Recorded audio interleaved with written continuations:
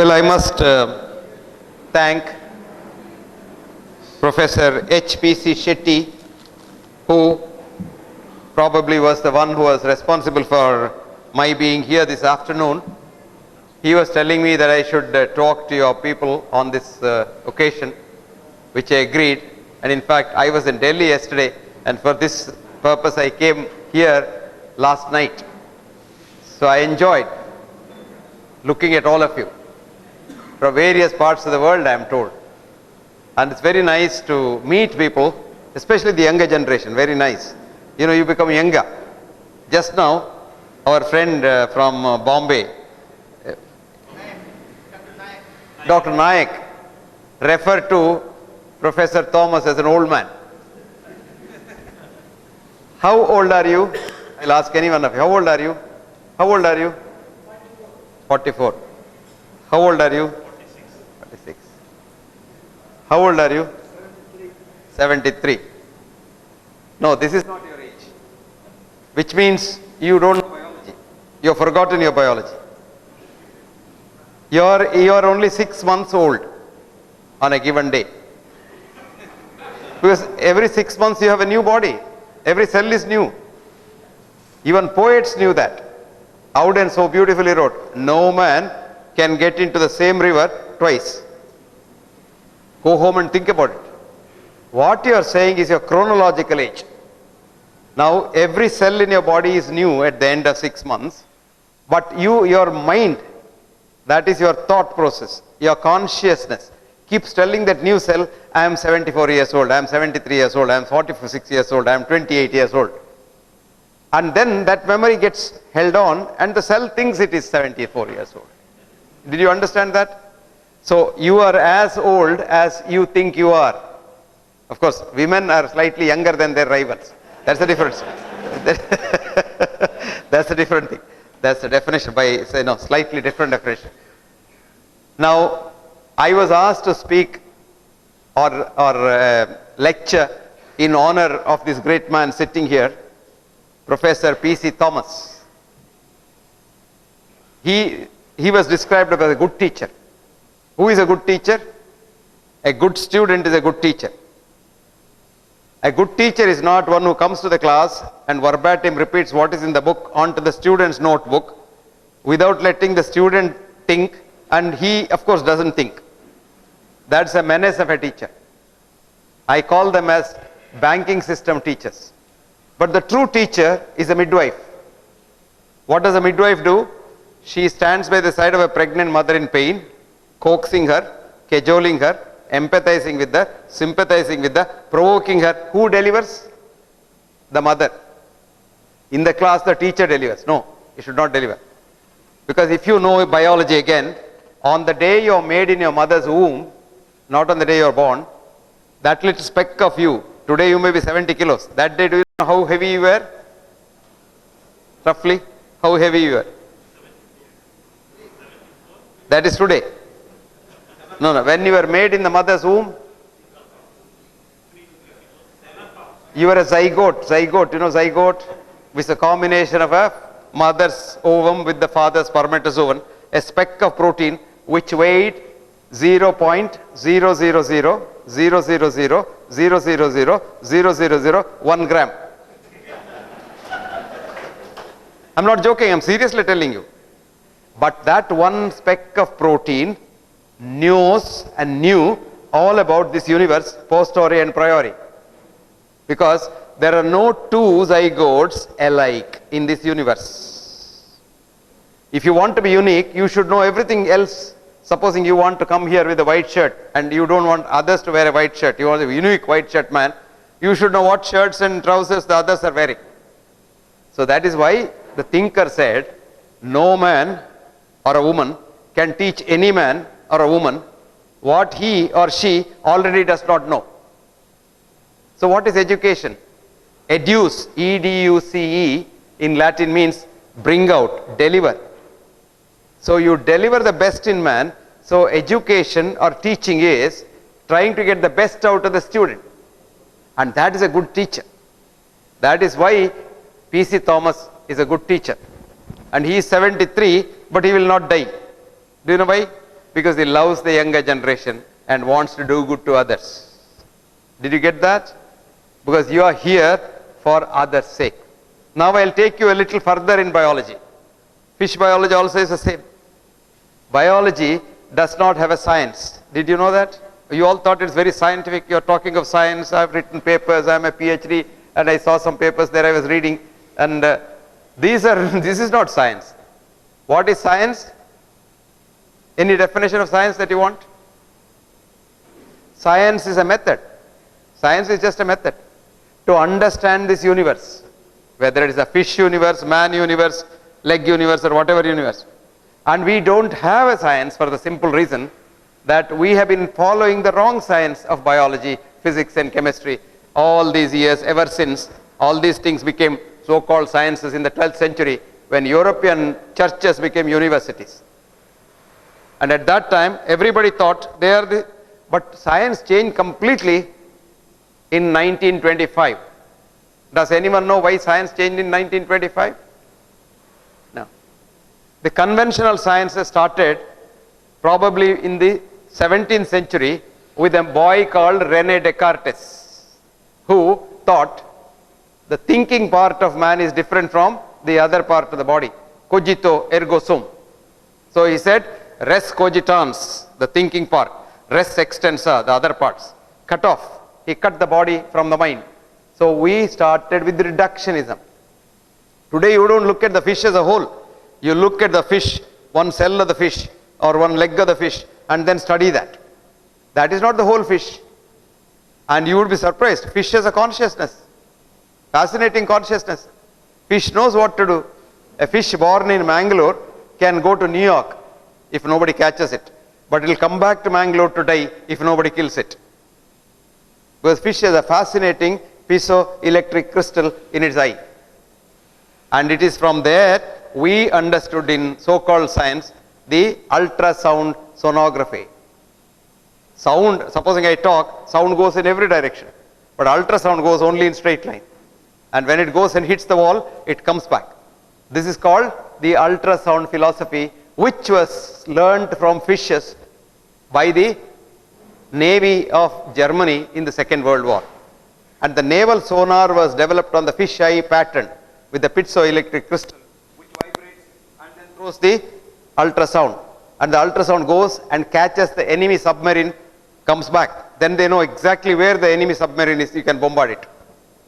From that data, we have now got medical ultrasonography. You are pregnant, we will put that thing on your tummy and say your fetus is male or female, has legs or no legs, or head or one head or two heads and things like that.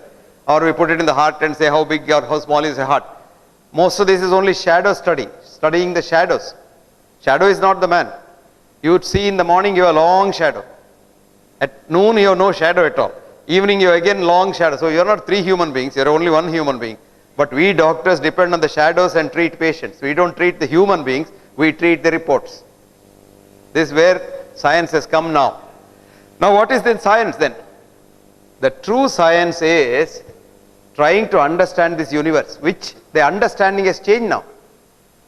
This universe was called by Indian philosophers of Sankhya age as a miracle, Maya. And today's latest science, the 21st century science says, in German, it says Wirklichkeit. Wirklichkeit is a word which means drama, changing drama. The world is a changing drama. It is there, it is not there. Even physics, for example. I was thinking that I'm good at keeping people awake, but this young lady is sleeping right in the front bench. Let her sleep. I don't mind people sleeping, but I have only one objection. Don't snore because your neighbor also wants to sleep. Coming back to science, 1925, there was a student in the class and his teacher was quote unquote great. His name was Albert Einstein, which you and your textbooks say was a great man, a great scientist and what have you. But you never allow our students to find out whether it is true or not, because our system is such that we don't have education now. We have educare. You give him a syllabus. He must know what you tell him. In short, Alexis Carrel, Nobel laureate, is a scientist, is a doctor, a physician, a surgeon rather, who wrote, very interesting, every newborn child is a genius to be converted into an idiot in school. Rabindranath Tagore went to school and he found school difficult, first class, impossible. So he came and told his father, I don't want to go to school because it's very difficult. So father said, okay, do what you like. Never went to school. But the man gets a Nobel Prize in 1913 for English poetry. Can you believe that? He has not studied English in Cambridge school or your Montessori school or Australian school and things like that. No, he never studied. He wrote Gitanjali in Bengali. Somebody told me, oh, you should have written it in English, man. You should have gone to school. You would have got a great thing. He said, okay, you want me to write it in English? I'll write. And he studied English. Who taught him? Not P.C. Thomas. He taught himself. And within 2 years, he wrote Gitanjali de novo in English. That was in 1911. And nobody bothered. Who is Tagore? Nobody knows. If you are somebody very big, then whatever you say goes. And that too, if you get a prize like Nobel Prize and all, you can say, this is now night. They'll say, yes, because he's a Nobel laureate, he said it's night. We must be all wrong. He must be right. This is a foolish thing. If you read that book called Prize, you know how you get Nobel Prize. It's one of the biggest lobbying that goes on in this world, and usually the wrong people get it. That's besides the point. Now come back to our science. This boy was in the class, and Albert Einstein was talking big things about physics. E is equal to mc squared, blah, blah, blah. This boy got up and said, sir, you're wrong, and you're talking through your hat, and all your thinking is wrong. That's not the correct formula. And he gave a formula, PQ is not equivalent to QP. This is called the uncertainty principle. And what happens to a student who gets up and tells his professor, you're wrong? What happens? He becomes an outstanding student. Yes. His name was Werner Heisenberg. He became an outstanding student for 31 years. This was in 1925. He propounded the uncertainty principle, PQ is not equivalent to QP, and it was in 1956, after Albert Einstein died in 55, that he gets the Nobel Prize for physics. The only Nobel Prize which is worth its weight, probably not even in diamond, platinum, is worth its weight of something which is very, very good. Now that is the principle which changed science. So if you think, have you heard of the Fishnet Hypothesis? Fishnet Hypothesis. Anyone? You're all ichthyologists, right? You know ichthyology? Studying fish. So ichthyologists wanted to start science. So they said, okay, we will study fish. So they went to the sea and had a net, collected the fish, brought it to their laboratory and measured it with what I was seeing there, some measure, weight measure and something, vernier caliper or whatever they measured, and came a hypothesis. They wrote a piece, it became a PhD thesis saying that all fish in the sea are bigger than 2 inches in size. Became a hypothesis. It was accepted by the peer reviewing committee and it was published in the International Journal of Ichthyosis. Right? Then what happened? It went on. Everybody accepted it because the market, immediately it was taken to the market. So market said any fish bigger than 2 inches is sea fish, come on, I will sell it. They made money. So science is money, making money. And then there was a thinker called P.C. Thomas who said, why every fish must be bigger than 2 inches? So P.C. Thomas went to the sea with a smaller net hole. So he caught less than 2 inches also. So science is called Fishnet Hypothesis. This hypothesis was propounded by a great Nobel laureate physicist. His name is Sir Arthur Stanley Eddington. Eddington was a contemporary of Einstein. Actually, to make Einstein great in the textbooks, this Eddington is responsible. So Eddington brought him to the English speaking world. Einstein was not even known because what work Einstein quoted was all original work of Lorentz, Poincaré and Fitzgerald. And Einstein's wife nicely plagiarized it and wrote a paper putting all the things together because they all wrote it in 1899. She wrote it in 1905 and together they published it. And somehow or other, the rest is history. You all have read that. You have read the history but not the truth. Most of the time history is not the truth. Now coming back to our friend Eddington. Eddington put forward this hypothesis saying that Science is not sacrosanct. Science cannot really answer any question. Certain questions science can never answer. Like for example, is there God? A MSc scientist will say, no, not likely, because I have not seen him. I can't measure him in my laboratory, so where is God? PhD scientist says, there is no God, forget about it, there is no God at all. How can he be there? I have not seen him. I am a PhD, how can he be there? So God doesn't exist. But then a thinking Nobel laureate, whose name is Peter Medawar, wrote a beautiful book, small book, read it. It's difficult, not difficult to read, about 104 pages. It's called Limits of Science. Book's name is Limits of Science, where he says, come sir, why don't you sit down? Our Australian friend. I know, he believes, latest scientific research in medicine says, sitting in the chair reduces your lifespan. I'm not joking. That is called reductionist science. You just collect a cohort of people and then say how many hours they sat, how many hours they worked and things like that, and come to some conclusion, immediately write a paper. After some time, someone else will write and say, standing is bad for health. This is called reductionist science. Reductionist science.